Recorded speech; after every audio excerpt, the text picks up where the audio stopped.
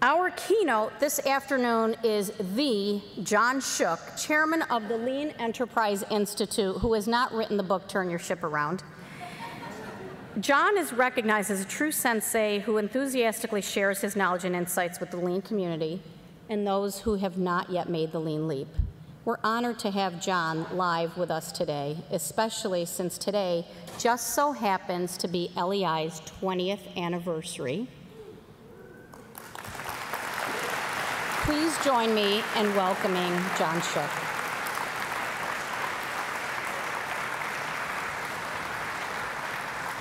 wouldn't want to start any other way. I just said to, can you hear me? Is the technology working? I just said to Maria Elena, I wouldn't want to start any other way than having to check and adjust, right? Things happen. Actually, I wish I had written Turn This Ship Around. How many of you have seen the animation? How many, you know? Oh, that's not nearly enough. At least if you haven't seen it yet, by after tomorrow and you meet him, it's like my favorite. And today's topic, or this week's topic really, is leadership, people-centered leadership. And I have to tell you, I think everything that I really have to say about that subject is contained in that 10-minute animation of, I think Captain, isn't it Captain? Captain Marquette. It's a great story. So I wish I looked like that. I wish I wrote that book. I didn't. This morning was a lot of fun. How many of you were here this morning and heard Ben Zander give his talk? Most people, yeah, that was great. I was inspired, and I was inspired to go add a whole bunch of stuff to my slides, and that may have been a mistake. You know, sometimes 11 pounds in a 10-pound bag. But he really, it was inspirational to think about, and it reminds me of something that's important that was going to be a theme of my talk, still is, which is how this thinking can apply to anything, anywhere, anytime. And our challenge is always to figure that out. It's not always apparent. It's not always easy. It's not easy to do it on an assembly line where we're putting together cars, where so many of us learn about it. But as we get further and further away, it gets more difficult, challenging, but we know it's there. So how to see that? So I really appreciated those insights, both from an orchestra conductor and then tomorrow with Captain Arquette. So I thought I might talk about a few of those things. It's great to see so many familiar faces. I've had a chance to talk with AME crowds a few times. Thank you, Maria Elena. We've known each other for a long time. It was also nice to see Cheryl Jekyll, who kicked it off this morning. We first met at an AME event about 10 years ago or so, and Ben Zander was also there. So what I'm going to do now is I'm going to go fast, because this is a very smart audience. How many of you have been at this for less than a year? So you're the smartest ones, and everyone gets an A. That's what Ben Zander told us. So the point is that we're always just trying to match where we would like to be with where we are. So whether you're into this for 1 year, and you're probably very conscious of being a learner, just had a chance to see an old friend, Will James, have not seen in 30 years. Next week is his 30th year anniversary of working for Toyota. So 30 years since we first met. And I'm sure Will is going to remind us tomorrow that even today, after 30 years, it's about learning and continuing to learn. And sometimes we forget that. So it's easier to keep that in mind when we're a beginner, but it's always important to keep in mind. So I'm going to go fast with a lot of stuff that I thought might fit with the theme and the variety of folks that we have here today. One of the things gathering together makes me think about is just time, history, the flow of time. It's also good, it's great here to see Doc Hall here. How many of you know Doc Hall? How many of you do not know Doc Hall? How many of you don't know that? Okay, that was a yes or no question. How many of you do not know Doc Hall? So Doc, that's most of the hands in the room. So that's actually a great sign of success. So Doc Hall is more than any other single individual responsible for us being here. He was part of a group that founded AME back also about 40 years ago when they got started, formally about 35 years ago. But Doc knows more about more things than anyone I know. When you get a chance to talk to him, please do. But I know, Doc, you remember this. You remember the 1970s. And in the 70s, there was this fear about Japan. And there was a book by, so not Dan Gilbert, who will be with us, tomorrow, Thursday morning, another Harvard professor called Japan is Number One. So I was a young student, finishing student, deciding what I was going to do the rest of my life in Tennessee back in the mid-'70s when I read this book. And the professor, Ezra Vogel, came to Knoxville, Tennessee, where I was, gave a talk. And I said, okay, I'm going to go figure out what this is all about. In 1977, I went over to Japan and visited a bunch of companies and said, this really is something interesting. At the time, though, it was a point in our nation's global history of lots of xenophobia, fear of things around the world. And that little country, Japan, now we laugh at this because Japan their economy has been in the tank for what, 20 years, 25 years? But there was tremendous fear about it. And now we know that things have worked out not the way people wondered back then, but American manufacturing was in the dumps. And the factory there at the bottom, General Motors assembly plant, was part of General Motors. It's in Fremont, California. How many of you do not know the story of NUMMI? The one, if you go, let's see, to you, that would be kind of a counterclockwise, right? How many of you do not know the story of NUMMI? Okay, 40% of hands went up. So that's the same factory. It was a General Motors factory. It became a NUMMI, a joint venture, 100% joint venture between Toyota and General Motors, called NUMMI, New United Motor, New Me was the idea in the early 80s. And to work on that was the reason that Toyota hired me. I worked for Toyota from starting in 1983. It's when I met Will. Steve Van Sweeney is here. Met him a few years later as well.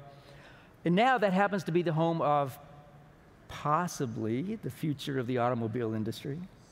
Tesla. It's in the same building. If those walls could talk, the old GM way. This morning, Ben talked about command and control. It was alive and well there. NUMMI came along with something different, and now you have an industry that's being totally turned upside down, all in the same building. And some of the same people have straddled those different years. So it just makes my mind boggle. And also meeting with you when I get to every few years makes me think of just kind of the march of history, where we are, where we're going. And one thing to kind of keep in mind, going back to those 1970s, 1980s, there was this huge Japanese management boom. I was part of that. I bought it hook, line, and sinker. Changed my life, okay? Learned to speak Japanese, went to Japan. It was luckily that I was hired by Toyota. I could have been hired by a company that went out of business during the last 20-year recession. But there was one valuable thing of all that Japanese management, Japanese manufacturing boom back in those days. Only one thing. At that time, everyone was just crazy about all of it. And that is the Toyota Production Management System, which became later known as, thanks to Dr. Womack and others at MIT, and Jim Womack is here as well. First called it lean production, and then lean thinking. Very much a part of why we're here today as well. And I'll make a statement that it's the most powerful organizational management system yet. It's just a statement that I'll make. I bet a lot of you would agree. A lot of you would say, oh, I don't know, maybe and maybe not. At any rate, the future is not going to look like the past, so our challenge is to figure out what this means today and what it's going to mean in the future. But one of the things that always I think about is that it elevates the meaning of work. And it's the thing that I'm gratified or pleased that I've been able to be a part of this, is to just appreciate work, love to observe work, try to understand work. So this thing of lean that we talk about, I very rarely use the word lean by itself, by the way. Let's go do lean. The language can kind of, before you know it, get you in trouble. And again, I think Dr. Womack's calling it lean thinking was really something that helps a lot. I always put something after that word lean. You're not going to do lean. You're going to apply lean thinking in some way. But we often say that lean is about eliminating waste. That's what 25 years ago, 25 is all about. Then lean is all about the process. Okay, could be all about those, I guess. If it's 100% about eliminating waste, is it 100% about process? That's a hard thing to be. And then it's all about the people. We like to say that. It's all about leadership, and that is certainly the current kind of craze, I guess. Everything is about leadership. And all the business books now are about leadership. They were about process 20, 30 years ago, and leadership. And now we love to talk about leadership a lot. I want to think about that some. And then there's one common criticism of lean, which is that it's kind of stuck in the tool age, has been for a long time. So let's just explore some of those things together, okay? I don't claim to have the answers to any of these things. Like to explore what they all mean. But regarding the is lean stuck in the tool age, is the problem tools or a tool mindset, or the problem that we often have a solution or an implementation mindset? And we use the tools for that purpose. The tools have a purpose. Actually, when you dive into those lean tools, those TPS tools, I'm sure Will may talk about some things tomorrow. It's like an iceberg. There's what you can see on the top, and there's what their intended purpose is underneath, because there's a lot more to it than meets the eye. Is lean transformation a matter of simply the solutions that Toyota came up with, and implementing those, or implementing these tools as solutions? But if improvement is the point, and I think it is, we want to make things better. We want to make things better. Paul Akers is going to talk about that tomorrow, how you can do that and do that very quickly and simply. To do that, which is more critical, the solution or the investigation that leads to a solution?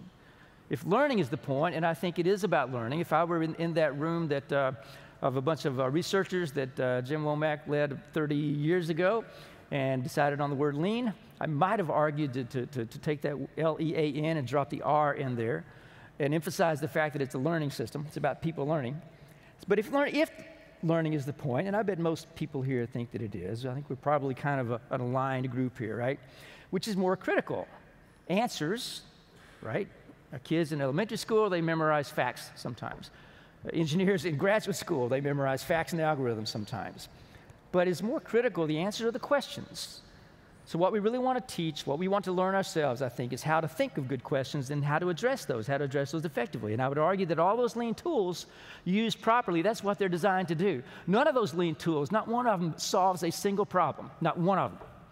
All they do is elevate the problem so you can address it and understand it more deeply. A Kanban doesn't solve a problem for you. It asks the question, how many of these Kanban do I have circulating? How many parts does this Kanban represent? How many should it represent? Is it actually working properly? It gives you questions to ask so you can make things better. So together we can address some more questions while we're here today. So one of the things to kind of help frame this as well is that I do believe, based on my experience of some years and talking with other people here with just as much experience, that lean thinking can indeed be applied anywhere. Many try, but not every organization is successful, for sure. And some say that most fail. So there's a kind of a factoid that some people mention that only 4% of lean transformations succeed. There's another factoid that only 4% of any kind of transformation attempt succeeds. It's just hard to change. It's one thing I've learned, especially large organizations. We had our first our AME winner a moment ago with the smallest company so far. Large organizations are just tough beasts to change in the way you want them to change. They will change. They are changing. In fact, try to make it stay the same if you want to. That's even harder. So the thing that people say about people don't like change, I don't buy that at all. I think there's something about, a lot of things about change that we don't fully understand. We are born with change. Change happens all the time. There is no steady state anywhere in the universe. If you try to make a steady state, I'm going to keep things like it is, that's harder than trying to lead change in a way you want to go. It's a matter, I think, of understanding the situation as well as we can, and then investigating and exploring and putting questions out there that we can address. So, I don't know, why doesn't everyone act with lean thinking all the time? Because they don't want to? I doubt many people here think that, although that's what we might think sometimes. Oh, Sally, she just doesn't want to do this. She needs to go work somewhere else. Don't know what it is. That's the more likely suspect, right? They just don't understand it. Don't even know what it is. Or more likely, they might kind of know what it is, but they don't know what to do specifically. This is an action learning, an action-oriented way of thinking and a way of doing. So you don't know what to do. Or you kind of know what to do, but you can't change your habits. You got all these bad habits. I have a lot of bad habits. They're not so easy to change. Or even beyond that, you don't recognize the fundamental nature of the change. I don't think it's a casual thing. I think it's simple, but not necessarily easy. And I think it's a fundamental change in the way most we as humans work in most organizations. But something we know, and we just saw the one example. I'm sorry, I can't remember the name of the company right now. It was Power Blanket. So dramatic lean improvement examples like that, I mean, they're all over, right? We see them everywhere we go. We see them for decades. It's great. So a more useful question than any of those earlier ones that I mentioned, our tool is bad. How can we develop our organizations, our people, ourselves, that's where we have to start, to think and act in ways that bring that success more of the time? So it's probably never going to be 100% of the time. But if I can act that way and think that way more of the time, then I'm on a good path. If I can somehow coalesce those around me to act and think that way more of the time, I'm going in a good direction. So we at the Lean Enterprise Institute, some of you are visiting us today, tomorrow, and the next day. Thank you for coming to see our humble abode. We see transformation as a process of endlessly addressing a set of fundamental questions. I'm going to read those questions real quickly. First, what's our purpose? Why are we here? What value are we here to create? What problem are we here to solve? Now, the thing about this question is I can use that at the highest level. Why does AME exist? I don't know, Doc. You had a reason that it existed when you started 35 years ago. Is that the same now? I don't know. LEI is indeed celebrating its 20th anniversary. It had a reason for existing that was in Jim's mind when he created it. Should that be the same now? I don't know. But you can also take that same question down to each individual worker, each member of the orchestra, someone who's playing the bassoon or whatever it was that Ben was talking about. They have a problem to solve. They have a weakness to discover, how to get better. Someone who's trying to do a job on an assembly line, build Camry every, what's your tack time now, Will? 55 seconds. 55 seconds I have to get this thing done. That's a problem to solve every 55 seconds. And things come up, things come at you. So that's the first question. The next is how can we design, do, and improve the actual work, the work to be done? How to spend that 55 seconds, how to play the oboe. Then how do we identify and develop the capabilities we need to do that job every 55 seconds, to play the oboe? How do we identify what those skills are? And then what management system and what leader behaviors are required to support that way of working. Now I can talk about management systems and leader behaviors in a useful way. Well, another thing about Lean is there's one of the things we say, we like it when things are interesting. We prefer it when it's useful. So is it useful or not? So by thinking about what behaviors are going to be helpful for me to take an organization where I want it to go, now that's a useful thing to think about, as opposed to leadership as an abstract thing. And underneath it all, and Will, I know for 30 years you've explored with friends, what's the basic thinking that's informing everything we do? Now we use words like mindsets, underlying assumptions, and I think Dan Gilbert will talk about some of that day after now. So essentially, we're just saying what to do, why, and how to do it. Simple questions. But they can define an entire organization at a large scale, and also they can define the work of an individual on a moment-by-moment basis. So we put this thing together, something we call Lean Transformation Framework. It's a mouthful. And we copy the Toyota House to do that, but it's not exactly a copy of the Toyota House, okay? It's a re-engineering of the Toyota House, reverse engineered in a way that then anyone can apply those questions to their situation. So you can develop your own house. You can't try to be Toyota. Toyota has a lot of things they do that also has a lot that's about who they are, having grown and developed over decades. And you're who you are. It's not going to be quite the same. But we do borrow that metaphor. The purpose, doing the work, developing capability, leader behavior, and management system in the middle, and the underlying thinking there. So we developed this thing based upon, first of all, looking at the failure modes and success factors of a lot of organizations over decades. A lot of things working well, a lot of things not working well. Also, the teachings of a substantial collection of a kind of master lean sensei, or TPS sensei. I've been around a few. And basically, my conclusion is they're going through this thought process every time. And reverse engineered the thinking that went into the development of the TPS house, the Toyota Way house, which were specific situational challenges that drove the evolution of that. It wasn't conceptualized in the beginning, and then I'm going to put this in place. It wasn't copying anyone else. It was addressing these situational problems that they faced. So I want to really quickly go through this, and we're going to provide, the PDF is available to anyone, and you can take a look at it later. But I think this logic framework is important. You go from questions to some underlying thinking of how you answer those questions to then your fundamental approach.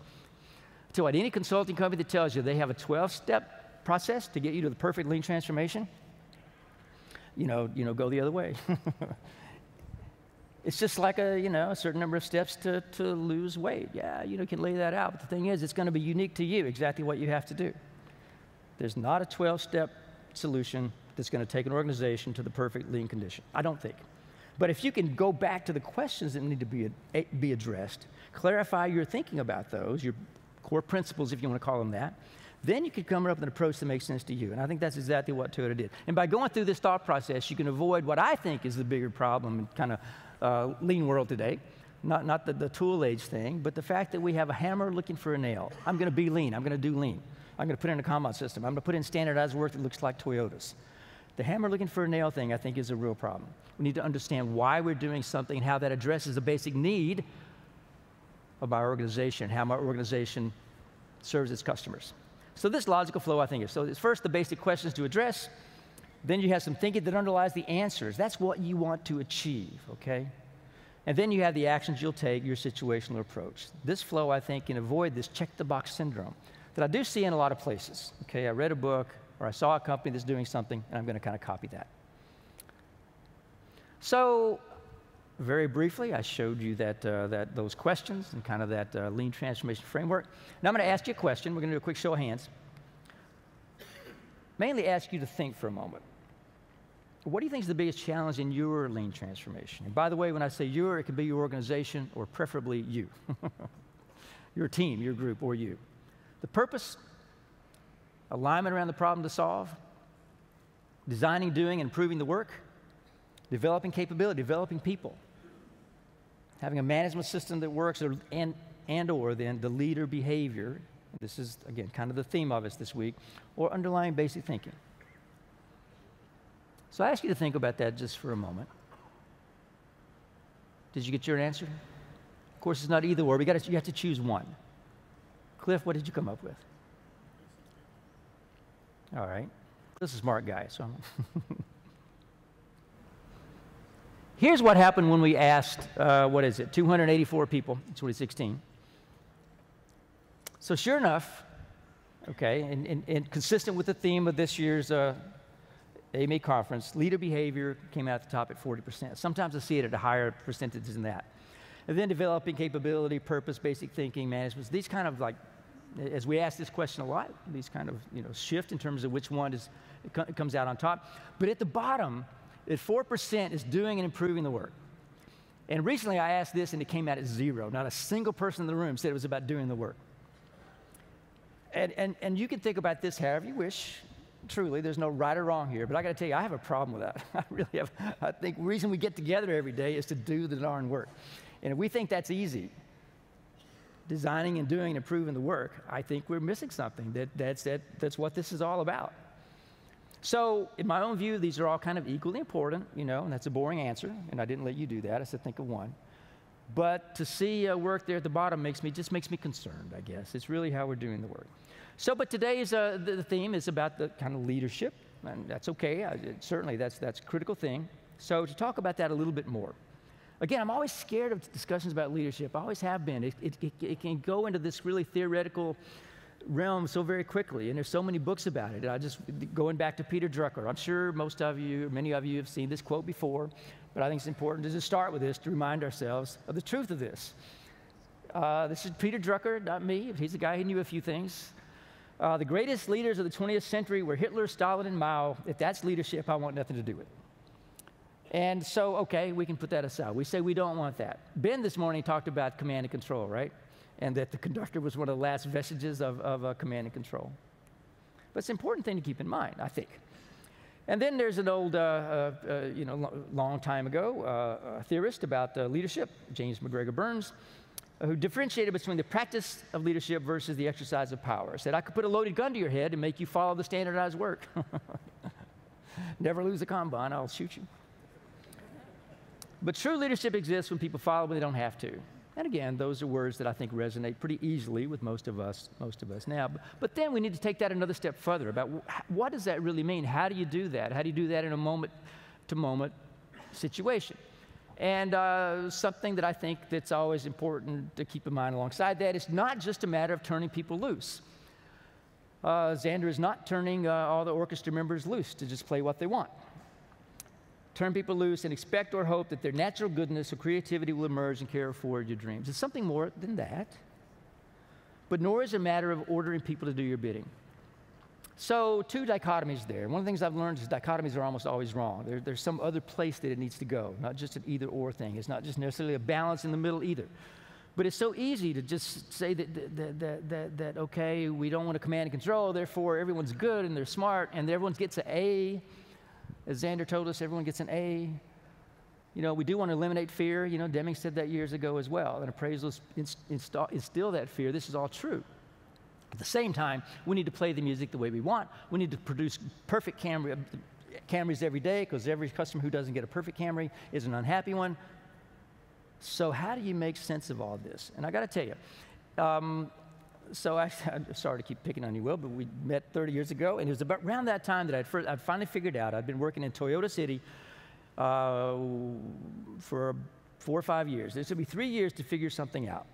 And I want to kind of share with you what that was.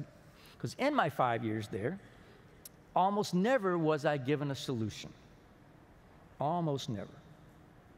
Okay, that sounds like nice, enlightened, modern management. Great, people off doing, being self-actualized and all that.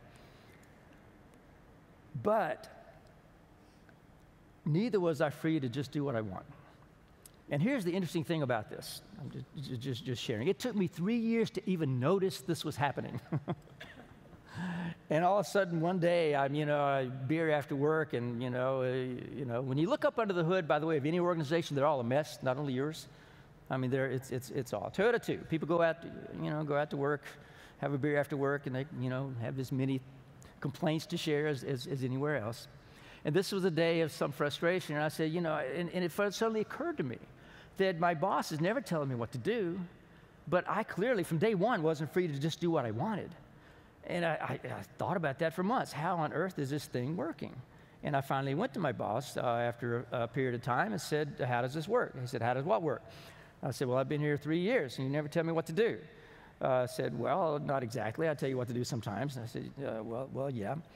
But mostly, I was kind of geared along in a certain path, and then I'm trying to figure out something. And he said, well, I'm glad you finally thought this through enough to ask the question. It took you long enough, and it did. He said, whenever you tell someone what to do, a couple of things happen. One is you deprive them of the opportunity to think. They might have thought of it themselves, right? Just like this morning, Ben was talking about how you learn more from failure than from reading a book. The second thing is you take the responsibility for that action away from them. And that just hit me like a ton of bricks. I fell on the floor. I said that has to be a human truism. It has nothing to do with Toyota, nothing to do with Japan. When you tell someone what to do, and then that's why they do it, you take the responsibility away from them. Why'd you do that? Oh, you told me to. Well, okay. Rather, I was being given clear responsibility, proposed solutions to problems that I owned. This is your problem, and you need to come up with a solution yourself. I'm going to coach you through. And there are a lot of tools, a lot of things, standards we have in place you can work with, but you need to think this through. Now, sometimes he would tell me what to do. The thing is, at least after I got kind of the hang of it, we both knew that we had both failed. I had failed to think of a better way. He had failed to think of a way that he could make me think of a better way to go forward. The other thing that may happen, by the way, the third that may happen when you tell someone what to do, is they might do it. That's the third bad thing that can happen. And you might be wrong, because they're the ones that are on the front line seeing what's happening, not you. So my model for this really was Mr. Cho, former chairman of Toyota and also president at Georgetown. And he told, this is famous now too, but I just want to quickly reference it. He said the 3 keys to leadership. Leaders should spend time on the value-creating front lines, go see. So we all know that, right? Lean is empirical. What are the facts? What are the facts? Dive into the facts. As we understand those, ask why. Try to understand causality. Come up with your theory. Come up with your theory of your hypothesis of why things are as they are and how you can make them better. Use that why technique daily. And then he would also say show respect, especially the people doing the value-creating work. But even those 3 simple things, you need to dive into those, understand what they mean. Go see, ask why, understand what's happening and why it's happening, and then show respect. So what is that respect really? So if this is 2 kind of ways of thinking about leadership, and I think these are 2 that Xander laid out for us this morning, in fact. There's the old dictator style, do it my way, I'll decide. And another is the 1970s or so empowerment style, right? Laissez-faire, you decide, do it your way, you decide. And what I think the lean leadership that we can all aspire to is something that looks more like neither of those, more like this. It's follow me, we're going to figure it out together. So the leadership is there, but we're going to figure it out together. I'm going to try to avoid giving the solutions. We're going to learn those together. And I'm going to offer another way of thinking how to describe that in just a moment. But is essentially a matter of standing together and looking up at where we need to go. The vision that Xander talked about this morning, what is that? And then how can we learn the tools and techniques? I think the tools actually are helpful if they're used well. So how we can steadily PDCA our way, learn our way to get where we want to go. So I think, I don't know, I'll try this on some of the experienced lean leaders here and see what you think. We can talk about it over drinks later. But I think there are basically two things that we can be, if we can do these two things, we'll be successful. Aim for these two things. Each person solving problems to continuously improve his or her job. So all of us 1,500 people here, and everyone, every time, if it's every 55 seconds, or if it's 18 months to do a development project, okay? Every time you're continuously solving problems to improve. That's a great thing. But if you stop there, okay, you're not going to have the coherent orchestra. You're not going to have music that anyone wants to listen to. You also have to have each person's job aligned to create value for the customer and in co-prosperity with the company. Again, simple things to say. To do those things in harmony then is a thing of beauty and not so easy to do, as so many of us are learning over and over. We want to get the work done and develop people at the same time. The only way to do that, I think, is by beginning with ourselves. So here's a very famous worst to best story.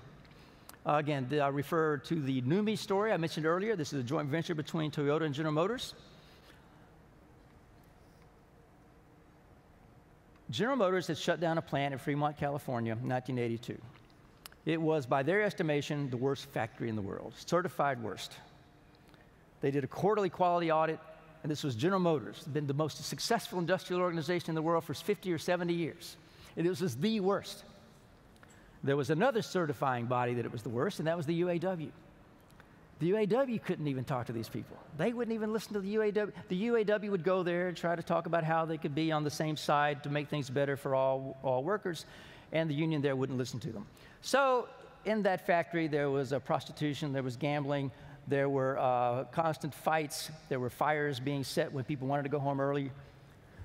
There was a room about half the size of this one with a lock on it that management was not allowed to go into. Can you imagine that?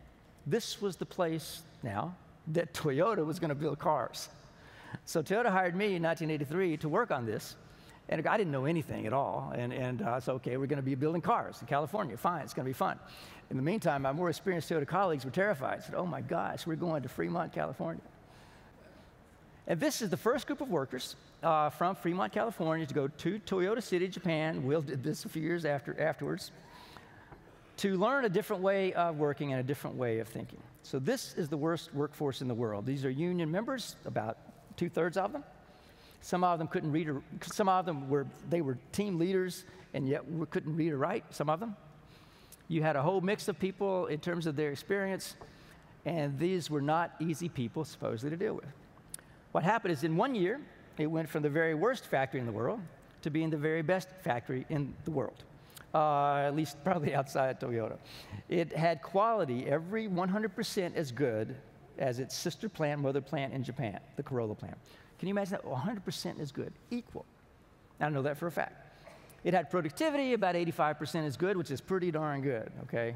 With the exact same workforce, the same troublemakers. These were people who would sabotage quality from worst to best in 1 year. Oh my gosh. So I assumed back then, and this is when Jim Womack and his team at MIT were starting to, well, they were studying the world auto industry, I think, already.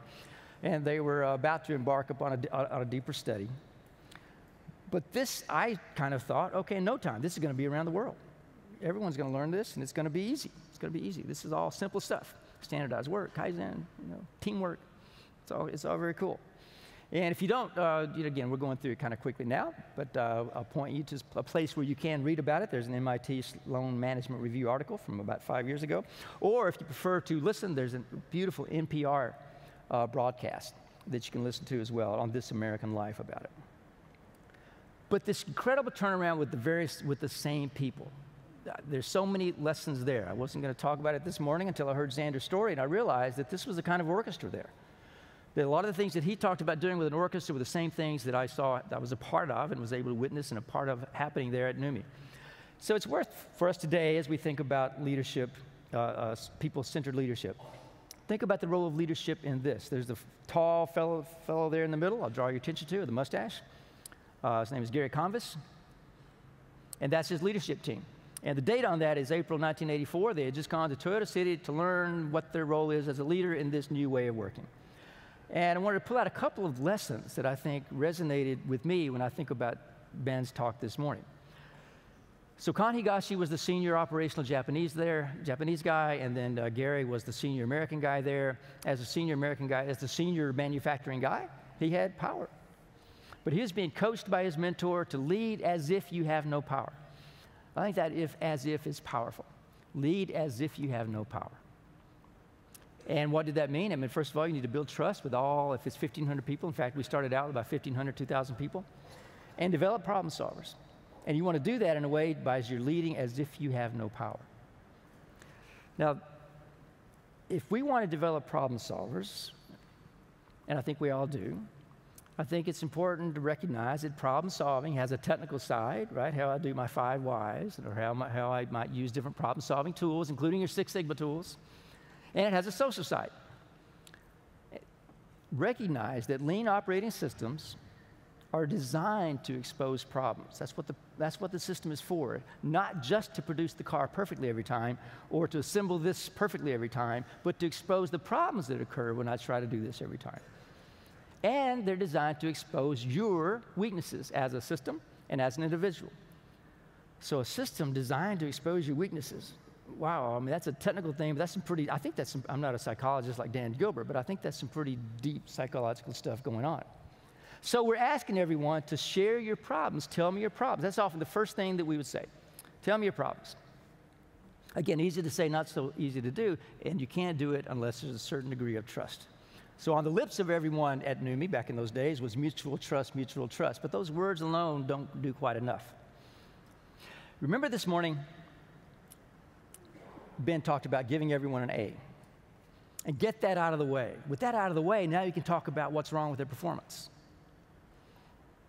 I think that's exactly what was going on, and a very important piece of what we were doing with the folks there at NUMMI, the worst workforce in the world.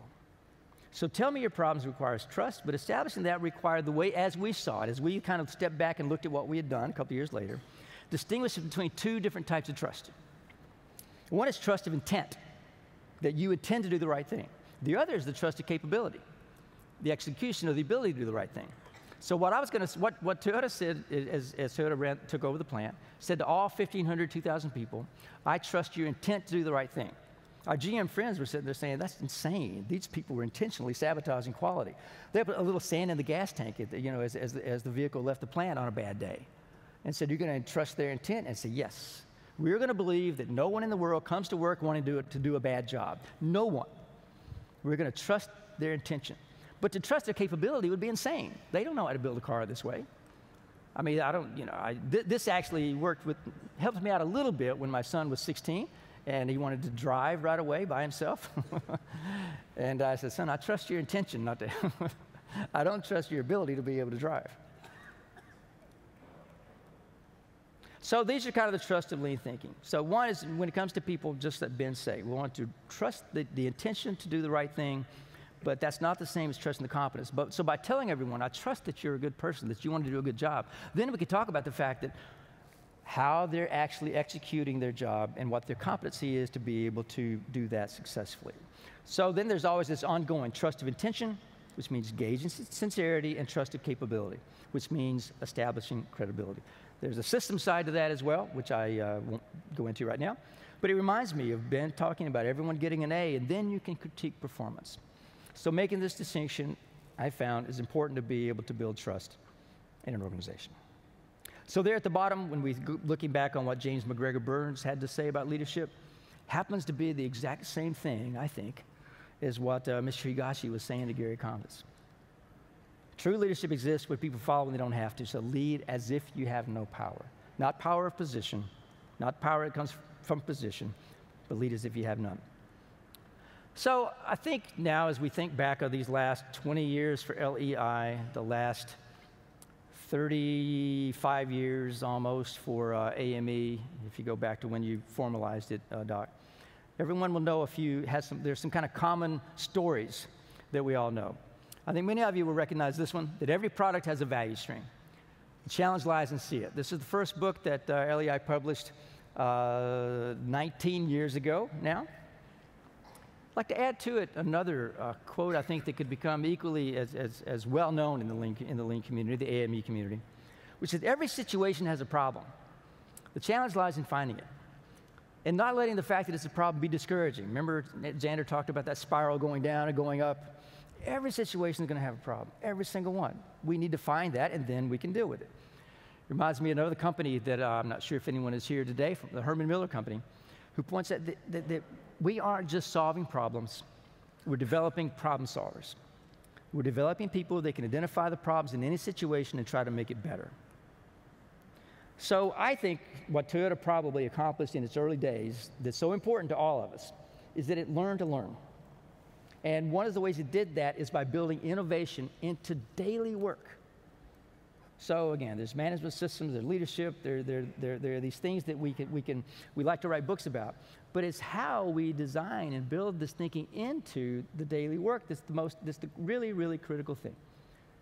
So if we think of what we sometimes call lean design of work, the last 100 years, if you look at a Toyota assembly line today, goes at 2014, to Henry Ford's when he developed the first one in 1914, they look almost the same. Will just said the takt time in Georgetown now is 55 seconds. That's about what it took Henry to build a Model T 100 years ago. And you did the same thing. You know, you had a chassis, you had an engine, you put stuff inside, you know, you get it painted and you get it out to a customer. Almost the same thing. It's amazing how much it's the same on the surface. But if you look at how the work is done, it's incredible. It's radically, it's totally different. It's totally different. Henry said to each person, you build, you work on volume. Don't worry about quality, because someone who's smarter and better paid than you at the end of the line will fix whatever you did wrong. Don't worry about it. Just build, build, build, never stop.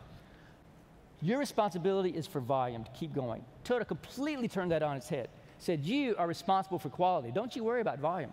We'll fix that as we fix the system.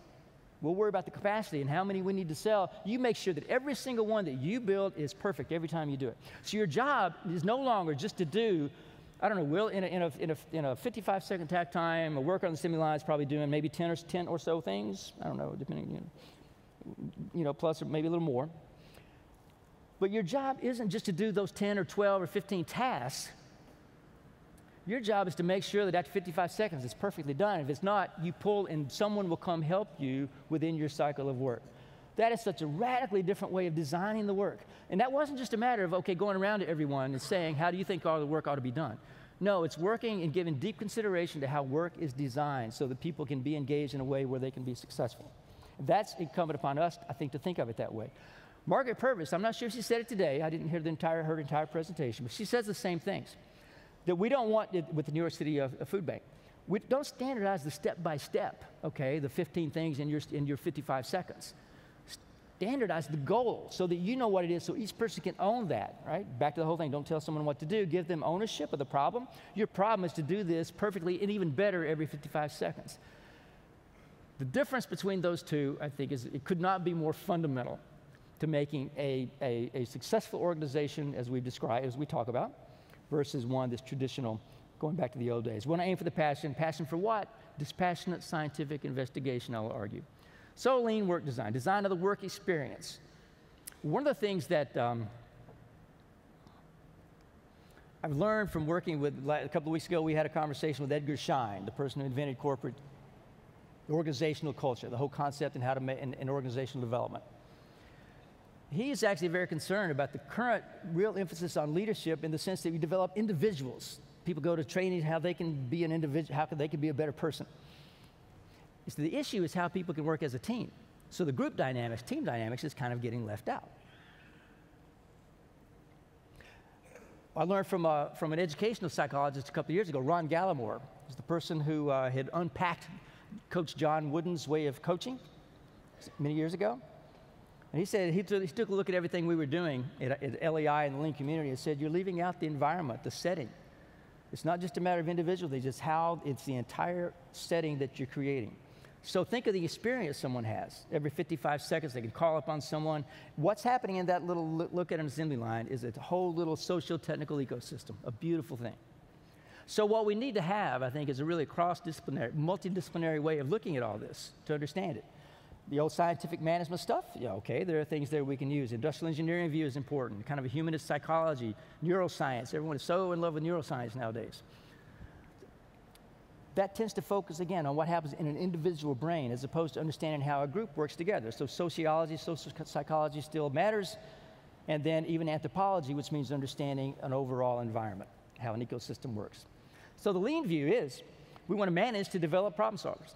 And if we can do that, we're going to be moving ourselves in the right way. That means developing capability to solve problems through designing work experiences that enable success and encourage continuous experimentation. So we call that Lean WX. Engaging everyone in problem finding and continuous experimentation, and give everyone permission to fail. That's that thing of everyone gets an A, like Ben said. But also the ability to succeed. So we have to design the work in a way that people are given that capability. So LEI is indeed reaching its 20th birthday. I'm pleased to be a part of it. I'm honored to be a part of it. A little bit about LEI by the numbers. In about 20 years, we've produced about 20 books. Tack time about one per year. That's our latest one there, Lean Bakery. I think there's some for sale out there. It's about a bakery in Barcelona that has done an amazing job of taking this thinking and saying, how can we make a bakery with 80 cafes that they supply from one central bakery? And do this in a lean way. Cool story. We do summits. They're smaller than this, although the second one that Jim led back in 1999 was about this size, and decided it was just too big for what he wanted to do. But about 20 summits. We have a Lean Global Network of nations. There's over 20. I just see the two here. I'm kind of shooting for it. Workshop attendees, way over 20,000, probably close to 25,000. And then we have this lean.org as website. I think many of you have been to. There's a lot of stuff there, and over 2 million visitors per year, I think.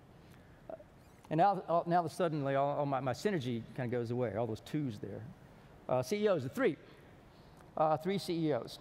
So I'm happy to be able to introduce to you a colleague, the third CEO of LEI, Eric Burens, who just wrote this week, Eric. Last week, this week, Monday. Last week, Monday. His first lean post on the nature of work. And this is the topic, I think, this is the topic that we have to always consider. This is the challenge, how we can make work better. So Eric's deep concern is thinking about the nature of work and how it's changing. The nature of work itself is changing. As I look around in a lot of the work where it's taking place here in Boston with a lot of biomed work taking place here. If you look at service industries, it's not all, what it used to be. The manufacturing and service work that most of us grew up with is not going away, but alongside it has emerged. And then Eric gives us a whole list of different kinds of work. But knowledge work, things that look and feel very different. That places an ever greater emphasis on us for the development of people. If it's important to invest as much as Toyota does to develop people on an assembly line, which it is, then my goodness, as we think about the kind of work that where people are sitting and using their heads all day on more complex problems, then development of people becomes even more critical, even more important. So from work that looked like this, that's Henry Ford's old Rouge. This is the old Fremont plant. This is a worker, by the way, putting on a tie rod in the old Fremont plant when GM ran it. One of the famous stories of GM back in those days was that one day they found a tie rod that had been loosened in final inspection. And they checked and they found 200 cars in a row that had been loosened intentionally by the worker. The worker doing this job right here. Now, if you look at him, do you think he's a bad guy? He's a bad oboe player? I don't think so. I think he was working in a system that made him behave one way in the old days, and then with a different way, learn to work in a different way. But now we have people in offices. And even manufacturing work doesn't look the way it does. That's a Foxconn plant in southern China. So the aspiration of lean thinking, I think, is in fact about aspiration. To me, lean thinking is about exploring the ground between aspiration and reality. And in fact, as we steadily narrow that, recognize that it's never going to be exactly the same. Our reality is never going to be the same as our aspirations. It will rarely, if ever, live up. And the fact that it doesn't shouldn't be surprising, and maybe more importantly, nor should we let it be discouraging. And again, Ben Zander's words this morning ring in my ears as I think about that. Back to the one valuable thing. It elevates the meaning of work, and we recognize that what was important wasn't the fact that it came from Japan. I didn't know that 40 years ago. But what's important is the fact that we can design work in a different way so that we have responsibility for making a good work situation for everybody. How many of you know Ernest Tubb? How many of you do not know Ernest Tubb? That's pretty funny. I think there are like 10 people, Cliff, you know. So he was the first crossover artist, first country music crossover artist back in the 40s and the 50s. And he used to, I'm from Tennessee, and he used to always close his show by saying these words. If you want better neighbors, he'd say it in a real country accent. I could do that if I wanted to. If you want better neighbors, be a better neighbor. And yeah, it's one of those little simple country folky sayings that's kind of cool. And I think we can extend that to our aspiration as lean leaders. If you want better employees, be a better employer. If you want better team members, be a better team leader. If you want better people, be a better boss. Never complain about it. I will absolutely also buy into something that Xander kind of said. Lean is a no-whine zone. You don't complain. If you see something wrong, think of what you can do to make it better right here, right now. It might be short term, it might be longer term. So we wish we had the best employees. Think back to NUMMI, the worst workforce in the world was soon producing the best quality in the entire industry. So we're all part of something that, for me, it's been a pleasure to be a part of. I didn't know when I started off Japan in 1977 or went to work for Toyota in 1983 or when met Will in 1987 that this was going to be some kind of a movement. It's kind of shocking to me in some ways that it is. It wouldn't have happened without this book, Machine That Changed the World, that was published, what, 89 or 90? 1990. The result of 5 years of study that made it very clear that there was a superior, different business system. A few years later, Jim wrote Lean Thinking, that really, I think, kind of kick-started a lot of the enthusiasm that still infects the LEI community, the whole Lean community, the AME community as well. You can read Jim's latest writing on something called Planet Lean. And he's got a column he calls Yokoten, which means kind of spread. So the fact that this is not something out of Japan is something we confirmed just a couple of weeks ago. Our Lean Global Network of Nations with Jim went off to Japan to take another closer look. And what we found were that these are human dimensions, these are human concerns, that these are ways that we decide, just as Ben Zander said, that we choose to organize ourselves, we choose to work in a certain way and to lead people in a certain way, and that's something within our control. That's a destiny that we can choose as our aspiration. You may wonder what this is. This is from that same Yokoten, excuse me, that same Planet Lean. It's another blog you can find. This morning, Ben said this. I'm paraphrasing because I didn't write it down perfectly. Imagine a Muslim and a Jew standing and saying, "Isn't it great how we can show the world how to live together?" This is the head of our institutes in Israel and Turkey. This is a Muslim and a Jew overlooking the old city, having exactly that conversation. So when I think of Lean and what Toyota's done, or when I think of what, you know, the word Toyota, there's something deep, I think, in terms of being human. That is inspirational as well as aspirational. That's what makes me feel so grateful to have been a part of this. And when I say the next words, I can say it without a red face. I truly believe it. That what we're able to accomplish here is actually moving toward world peace. This is about world peace, by having people think of how they can take control of their own destiny to make things better. I think that's what this is truly about. And for that, I'm eternally grateful for Jim Womack, for creating LEI and being a part of this for the last number of years. With that, I'd like to ask Jim just to come up and say just a word or two. I know we're kind of running a little bit late. There's going to be some drinks waiting for us outside. So, Jim, if you don't mind coming up, just say a word or two.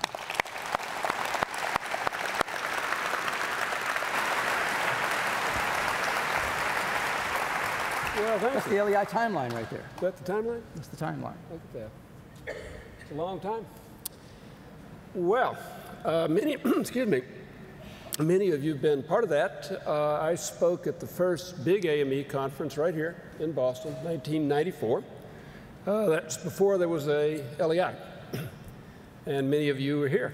We've been talking about it today.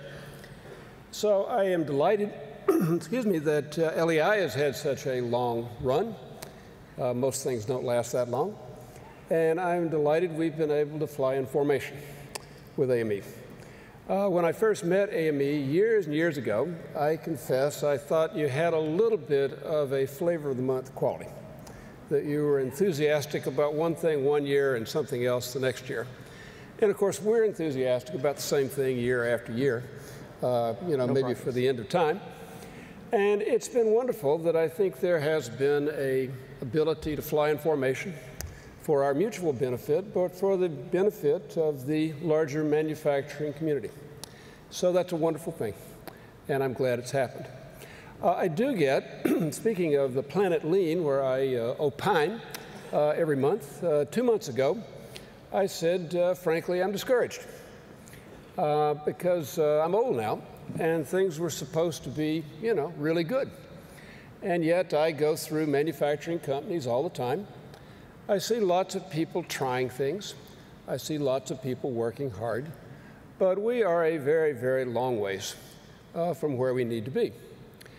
And in particular, excuse me, I was not prepared for all this. I, clear my throat. But given where we are in this country and my walking through manufacturing, and in the last year I've probably been through 30 different manufacturing companies, small and large, mostly small.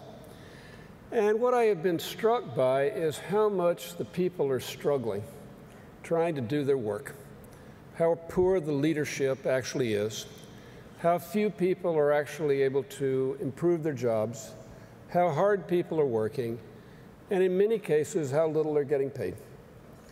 I was in a plant here in the Boston area, and family-owned, second generation, wonderful owner, went out on the floor, talked to the people, working for $11 an hour.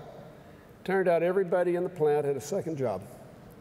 Well, I'm used to kind of hearing that, but it turned out the production manager also had a second job. He's delivering drugs for CVS in the middle of the night, works 16 hours a day to support his family. I said, whoa, this is really not right, is it? There's something wrong here. So we're at a point where we feel it in our national life, the disaffection, the disappointment of a lot of people. And I think we have a way beyond that. I do believe we have a way beyond that. I believe we can teach anybody to create more value. I think we can teach anybody to find more pleasure in their work. I think we can help everybody advance in life. But it is still a very long ways to do that. So we need to do better. And it's not going to be me, really. I'm kind of old now. Not as old as Doc. Doc's still chugging along. I hope to chug along for a while. But it is that next generation. John was one of the early adopters, the young American who went off to Japan to figure it out.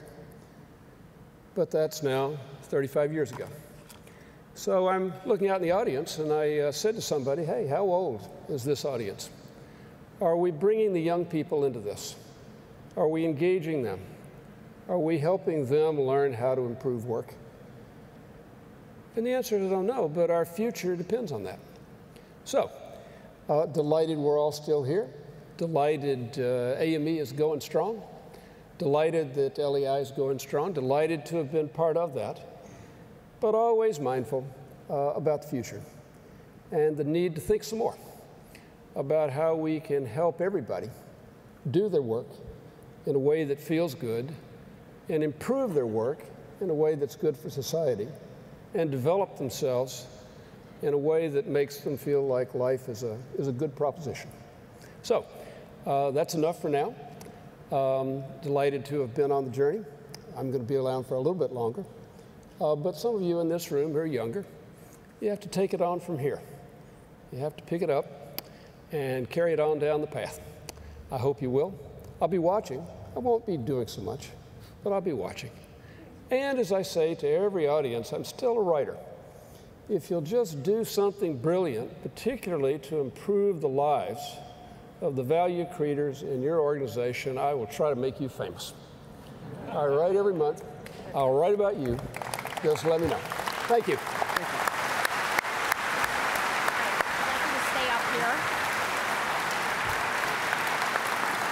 So I'm going to ask you guys to just stay up here for a couple minutes. Okay. Whoa. I don't deserve that. I deserve it. Thank you. So it is well deserved. So in order to commemorate the 20th anniversary of LEI, first of all, thank you, John. Thank you, Jim. It's my understanding that we have 3 people who are going to come up here and talk about how LEI over the years has changed their lives and their organizations. So Alan, Keith, and Lynn, if you come up, that would be great. Thank you. Hi, everybody. My name is Keith Stout from Mesa Metal Crafts, and I was asked to, or understanding this anniversary, and it made me think back. My first AME conference was in 2002, where I heard Jim Womack speak. And at that time, I got my first signed, Learning to See book. And from that point on, as a kind of proclaimed now lean geek and a practitioner, LEI has always been that for me as I've learned and as I've progressed, and with the books and these AME presentations and different things that they provided with the websites and the summits that kind of helped me continue as I learned. And then those resources have helped me develop my skills to bring back to my company and change really the lives of hundreds of people and families. So I wanted to thank them for that. I actually had the pleasure about a month ago in Dallas at the Toyota headquarters to bump into Jim and John and corner them, and I kind of fulfilled a bucket list of mine, and that was to let them know that as I was one of all of us sitting out here listening to them, I just really wanted to let them know that we're listening, and your efforts have not gone unnoticed. And as we've grown as practitioners, as people that are trying to change it and needed to drink the Kool-Aid, we do appreciate that. So I just wanted to say congratulations and for your anniversary, your 20th anniversary, and I want to just tell you I'm continuing to pursue that perfect process as Jim asked me to in 2002. Thank you. Thank you.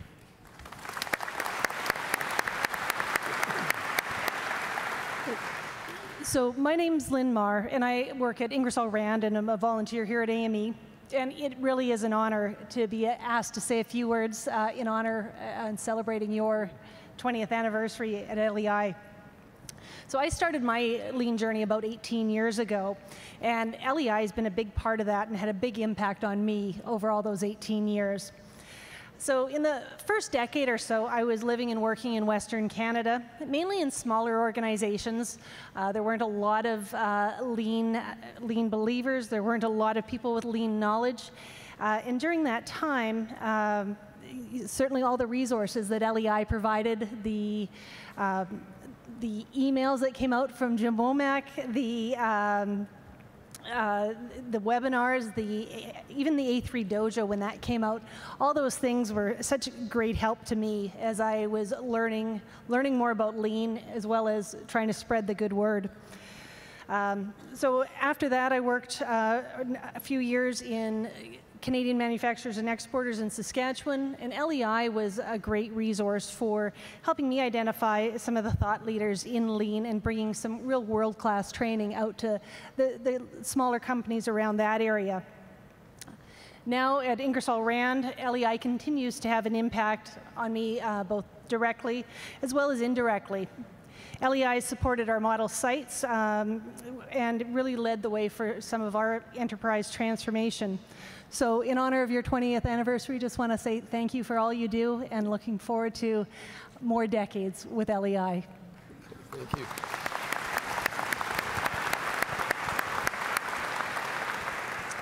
My name is Alan Collette. I'm with Siemens Health and Ears. And it's hard to imagine how the world has changed because of LEI. If AME is the safe harbor that we all gather in, then LEI has been the lighthouse, that beacon, shining and pointing us towards our true north. When it began, lean was predominantly about Toyota, a great company who was doing great things. But the rest of the world wasn't so great. Manufacturing at that time was different. It was all about mass production. It was about falling quality standards. It was about the dehumanization of workers. and it was greatly about environmental impacts like the world had never seen. So when LEI shined their light upon Toyota, the world stood up and paid attention. They called it lean. They taught us. They wrote more books. They started working with some great companies that were adopting this Toyota way and winning. And Jim and John, you were legends. You were the rock stars of this new lean community. I recall personally meeting John after one of these AME events in a blues club and cornering him and trying to pepper him with questions about lean. And as John tends to do, for every question I asked him, he fired two back. And it forced me to dig a little deeper, think a little harder, and solve some of my own problems. I learned a lot about lean thinking during that conversation, and I learned an awful lot about respect for people. So later on, when I was working on a special project, I reached out to a lot of really great people for some feedback and collaboration, including John, who gave liberally of both his time and his wisdom, again, forcing me to go a little deeper than I might have to get a little closer to truth. So when I think of the impact LEI has had, it's both a corporate impact, but it's also deeply personal. So I think I can say for all of us here, to Jim, John, and all of you on the LEI staff, thank you for all you've done, and our sincere thanks for all you're doing. Thank you very much. Yes, you did.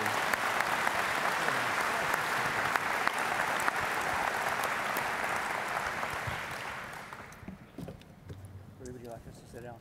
Yeah, we through? You got enough? Thank you. Thank you so much. And happy anniversary, LEI. Happy anniversary. One more. Thank you. I just want to say that we're happy to be a part of the same community as AME. Really, this is a partnership with Doc and all of you as well. There's plenty of work that needs to be done in the world, and so by partnering together, and again, our new leader is Eric Burens, sitting here. I hope many of you can meet him this evening. And so it's doing this together, I think we can make the most good. Thanks a lot for this, Maria Elena. Thank you. Thank you.